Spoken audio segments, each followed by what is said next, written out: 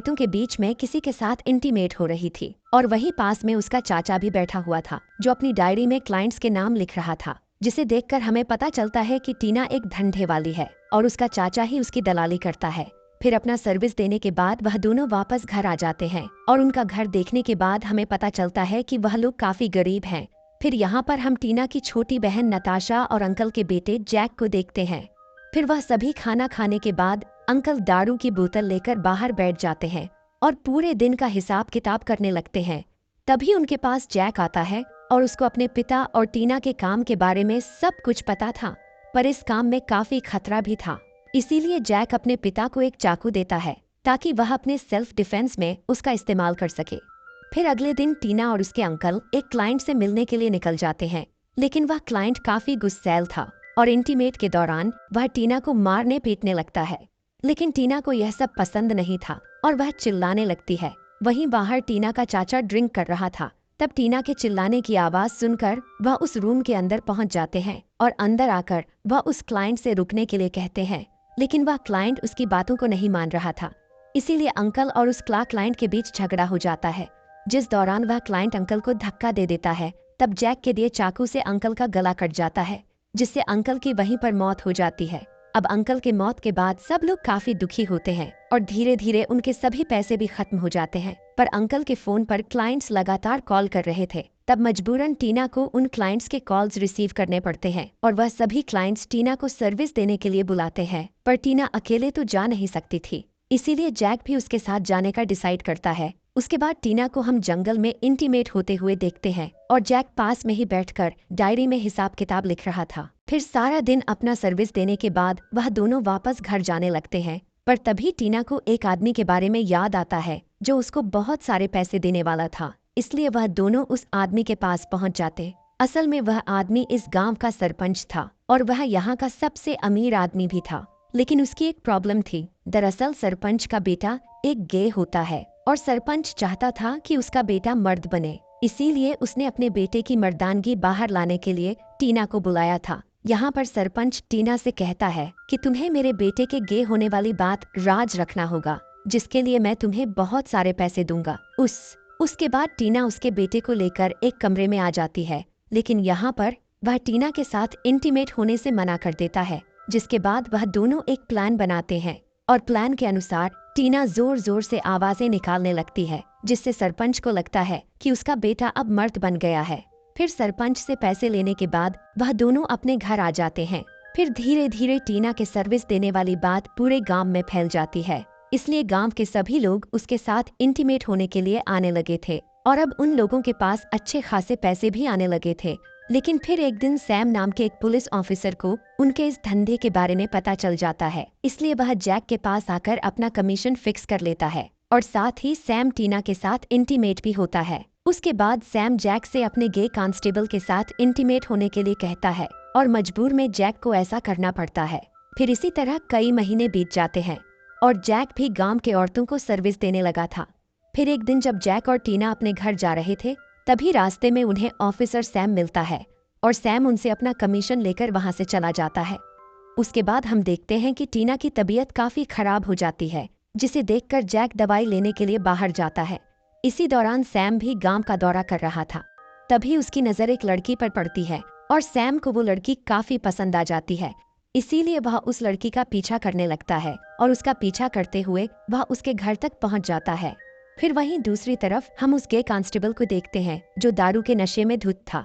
तभी जैक वहां पर आता है और वह उसको इंटीमेट होने का बहाना देकर एक जगह पर ले जाता है और फिर वह उसके वॉलेट से सारे पैसे निकाल लेता है और साथ ही वह उसके महंगे घड़ी को भी ले लेता है। उसके बाद वह कांस्टेबल से चुराए गए पैसों से टीना के लिए मेडिसिन ले जाता है। फिर मेडिसिन लेने के बाद टीना की तबीयत काफी अच्छी हो जाती है, लेकिन हम देखते हैं कि जैक ने कांस्टेबल की घड़ी को नहीं बेचा है और उसने वह घड़ी अपने हाथों में पहन रखा है। इसीलिए ऑफिसर सैम उसके हाथ में वह घड़ी देख लेता है और हाथ में वह घड़ी देखने के बाद सैम उसको चोरी के इल्जाम में जेल में डाल देता है। फिर लॉकअप में जैक उसी लड़की को देखता है जिस लड़की का पीछा सैम कर रहा था। इसका मतलब कि सैम ने उस लड़की को किडनैप कर लिया था, लेकिन उसने अब तक उसको हाथ भी नहीं लगाया था, क्योंकि सैम उसके साथ जबरदस्ती करना नहीं चाहता है। बल्कि वह उसके मर्जी से ही उसके साथ इंटीमेट होना चाहता है। वहीं दूसरी तरफ हम जैक की बहन को देखते हैं, जो जैक के वापस ना आने पर काफी परेशान होती है और साथ ही घर के सारे पैसे भी खत्म हो चुके थे और गांव के दुकानदारों ने भी उसको उधार देने से मना कर दिया था। फिर वह घर वापस आ जाती है, लेकिन तभी अचानक कमजोरी के कारण आती है। फिर उसकी बहन नताशा उसको जैसे तैसे करके होश में लाती है और उधर लॉकअप में हम जैक और उस लड़की को देखते हैं। तब जैक उस लड़की से उसका नाम पूछता है, जिस पर वह लड़की अपना नाम नैन्सी बताती है। अब नैन्सी जैक से मदद मांगती है, लेकिन यहाँ पर जैक की तो खुद के ही लगे पड़े थे, तो वह नैन्सी की मदद कैसे करता। और वह दोनों बात कर ही रहे थे कि तभी वहाँ पर सैम आ जाता है। फिर वह नैन्सी को डराने के लिए जैक को काफी पिटने लगता है और साथ ही वह उसको धमकाता भी है कि अगर उसने इसके बारे में किसी को बताया तो वह उसको जान से मार देगा। तभी वहाँ पर सैम का एक दोस्त आता है और सैम अपने दोस्त के बातों में आकर नैन्सी को टच करने लगता है, जिसे देखकर जैक को काफी बुरा लगता है, लेकिन वह चाह कर भी कुछ नहीं कर सकता था। फिर अगले दिन सैम को जैक की डायरी मिल जाती है। फिर वह उस डायरी को लेकर जैक के पास आता है और वह उससे क्लाइंट्स के बारे में पूछताछ करने लगता है। फिर वह जैक को छोड़ने के बदले में उससे पैसों का डिमांड करता है, लेकिन जैक के पास तो फूटी कौड़ी भी नहीं थी, जिसे सुनकर सैम पैसे कमाने का एक नया तरीका निकालता है। फिर वह सैम के डायरी से एक क्लाइंट को कॉल करता है और वो उसको नैन्सी के साथ मजे करने के लिए यहाँ पर बुलाता है।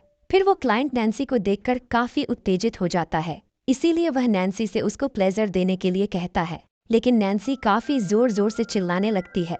तब उसकी आवाज सुनकर सैम यहाँ पर आता है और वह उस आदमी को वहाँ से भगा देता है, जिसे देखकर जैक समझ जाता है कि सैम यह सब करके पैसे कमाना चाहता है।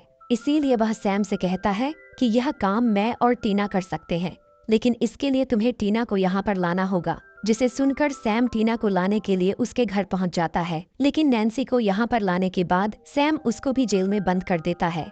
अब टीना को कुछ भी समझ में नहीं आ रहा था कि यह सब क्या हो रहा है। तब जैक उसको समझाने लगता है कि तुम्हें नैन्सी को सैम के साथ इंटीमेट होने के लिए मनाना होगा और ऐसा करने के बाद वह हमें आजाद कर देगा। जिसे सुनने के बाद टीना नैन्सी को अच्छे से नहलाकर उसको तैयार करती है। उसके बाद सैम नैन्सी को अपने रूम में ले जाता है, लेकिन पहले तो वह नैन्सी को मनाने लगता है कि वह उसकी मर्जी से उसके साथ इंटीमेट होने के लिए मान जाए, लेकिन नैन्सी ऐसा करने से मना कर देती है। इसीलिए सैम को गुस्सा आ जाता है और वह उसके साथ जबरदस्ती करने लगता है, जिससे नैन्सी काफी जोर जोर से चिल्लाने लगती है।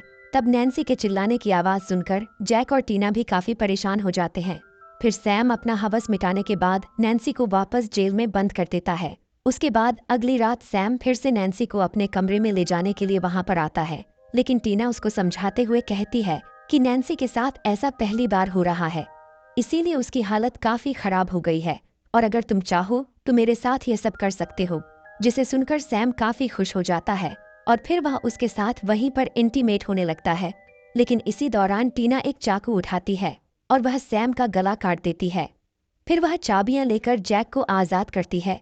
तब गुस्से में नैन्सी एक डंडा उठाती है और वह उस डंडे को सैम के पीछे घुसा देती है, जिससे सैम की मौके पर ही मौत हो जाती है और उसको मरा हुआ देखकर नैन्सी को काफी सुकून मिलता है। उसके बाद वह तीनों भागते हुए अपने घर जाते हैं और अपना सारा सामान पैक करके वहां से निकलने लगते हैं। इतनी ही देर में उस सरपंच का बेटा भी कार लेकर यहाँ पर पहुंचा जाता है, क्योंकि वह भी अपने पिता को समझाकर थक चुका था। इसीलिए वह भी अपनी लाइफ को एंजॉय करने के लिए उन लोगों के साथ जाने का डिसाइड करता है। फिर अगले दिन हम उन चारों को किसी दूसरे गांव में देखते हैं। यहाँ पर जैक और नैन्सी एक दूसरे के साथ रिलेशन में आ जाते हैं। फिर वह चारों एक दूसरे के मदद के लिए शुक्रिया कहते हैं और इसी सीन के साथ ये मूवी यहीं पर खत्म हो जाती है। Thanks for watching.